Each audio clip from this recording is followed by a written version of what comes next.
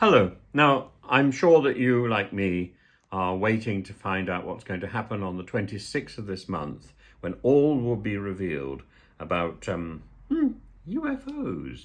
I've been looking into this. It's quite complex, so I'm going to do 2 or 3 videos about this if you can bear with me. Let's look at the background, and we're looking particularly at a person called David Grusch. Now, David Grusch, so you go back to the 5th of June, and this whistleblower came forward to speak to investigative journalists Leslie Keane and Ralph Blumenthal about his knowledge regarding a commonly sidelined, much ridiculed topic, the existence of UFOs, known since 2017 as UAPs. That's an unidentified aerial phenomena. You really have to get used to the acronyms. I've spent the last 5 or 6 years trying to work out what an acronym means. So I'm now considering myself to be a little bit of an expert in acronyms. But anyway, this new name, this new acronym, the UAP, it does sound like something you feel as if you want to collect a pension if you're a UAP. The UAPs. This was a partial attempt to divest the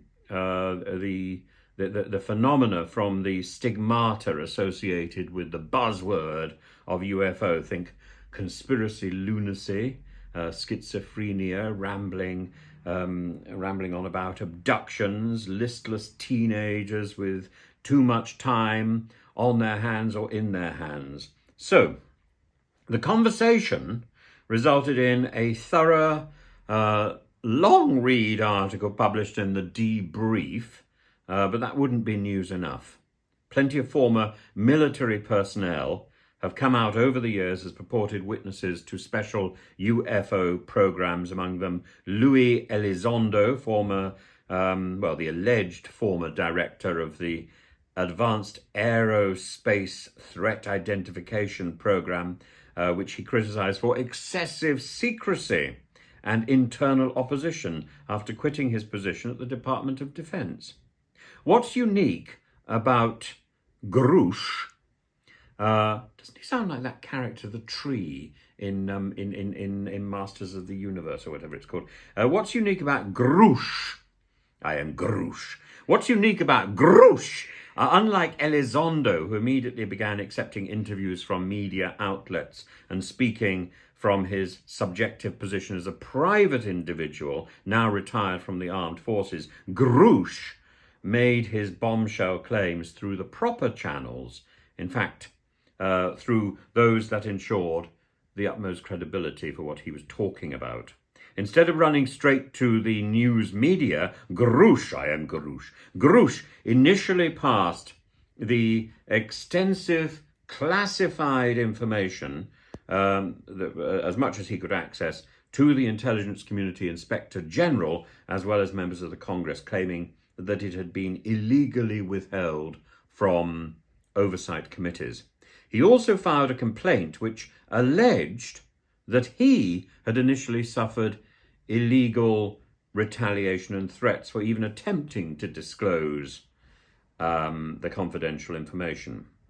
The opportunity to blow the whistle through official channels first arose due to the passing of the 2023 National Defense Authorization Act in December last year, which ensured legal protection for the complainant regardless of any NDAs that he or she might have signed. Now, in fact, Grusch himself had helped draft the language surrounding the UAPs on the act, which was spearheaded by well-respected senators like Kirsten Gillibrand and Marco Rubio.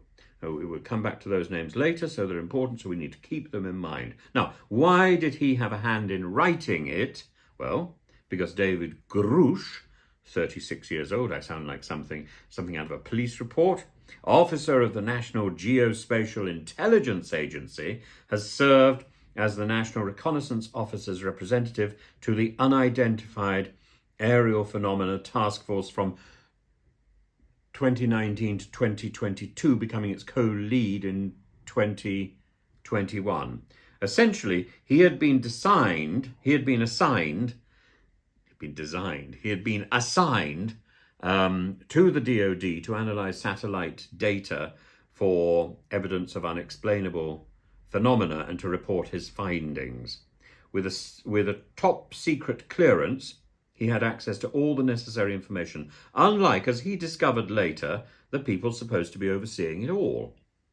Grusch's complaints were cleared for publication by the Pentagon, which means that they are true to some degree, since there will be no reason for the DoD to allow falsehoods to spread under its stamp of approval.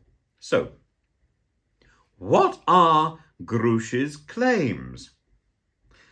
The United States government, he says, its allies, that would be Britain as well, as Britain presumably is part of that group, the defence contractors, have all been in possession of, quote, let me find this one, quote, recovered partial fragments and intact vehicles. There you are, for decades through to the present day. That's a remarkable statement. A lot of emphasis on defence contractors, private companies in the business of producing aerospace technology and weapon systems, some of them well known to the public, are apparently storing these objects, these artifacts. An analysis has determined, apparently, that the objects are of exotic origin. And again, let me quote, non-human intelligence, whether extraterrestrial or unknown origin. It's quite sort of evasive, but it's there, isn't it? Extraterrestrial or unknown. The objects possess unique arrangements of radiological signatures based on vehicle morphologies and material science testing. Now, Grusch holds a physics degree, so he ought to know what he's talking about.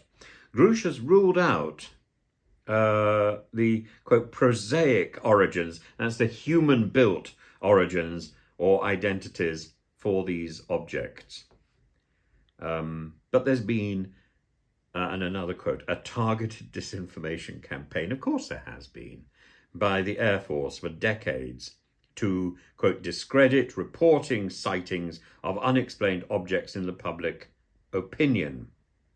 So the UAP research legacy programs, multiple agencies have been nesting UAP activities in conventional SAPs, conventional special access programs, to evade appropriate oversight by authorities.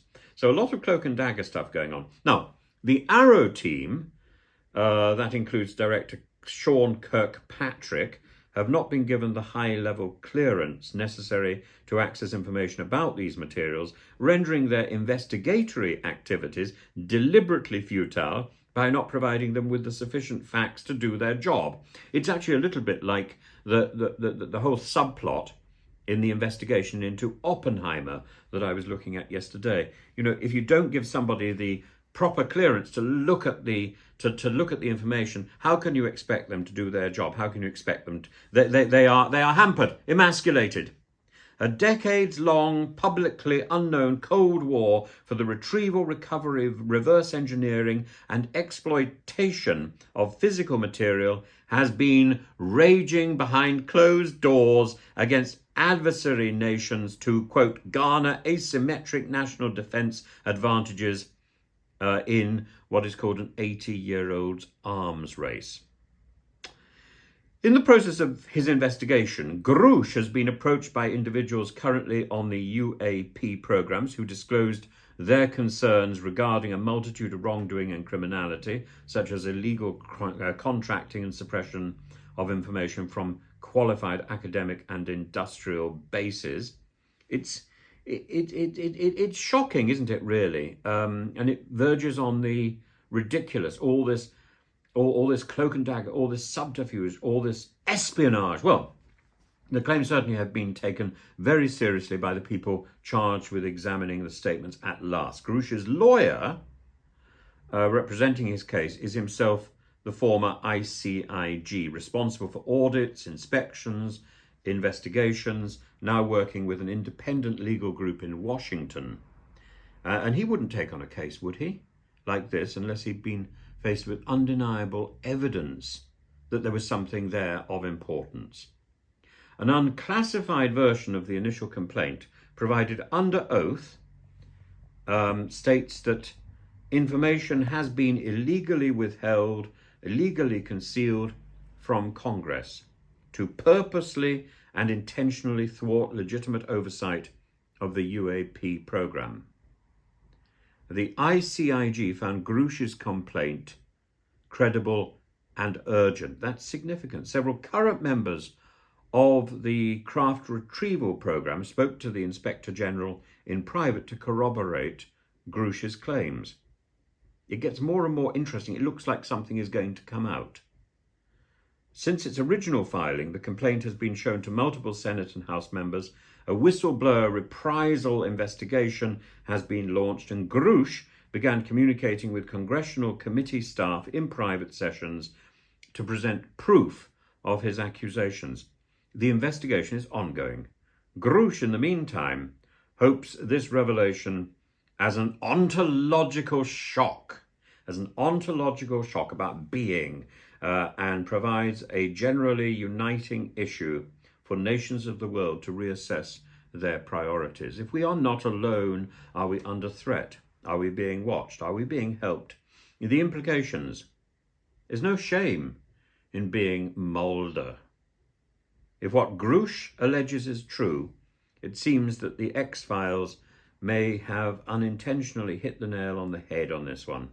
If over a period of 80 years, certain clandestine sectors of the United States federal government and their allies have engaged in a criminal cover-up on a previously unheard of scale, intentionally misleading the public and press, deceiving millions to conceal the existence of non-human sapients, that is, aliens. I think it's okay to say that, isn't it? And to conceal the advanced technologies. This story may well prove to be the start of a paradigm-shifting moment, the most impactful event of the 21st century. Squashing Putin into an insignificant footnote. Maybe the most important event of all human history, providing provoking debunkers that they are wrong once and for all, and sending a whole lot of corrupt officials to prison, maybe, for their participation in this vast, vast conspiracy. Or not. It could just be a footling piece of wind. We'll just have to wait and see, won't we? I must say, I'm not holding my breath, but I am excited.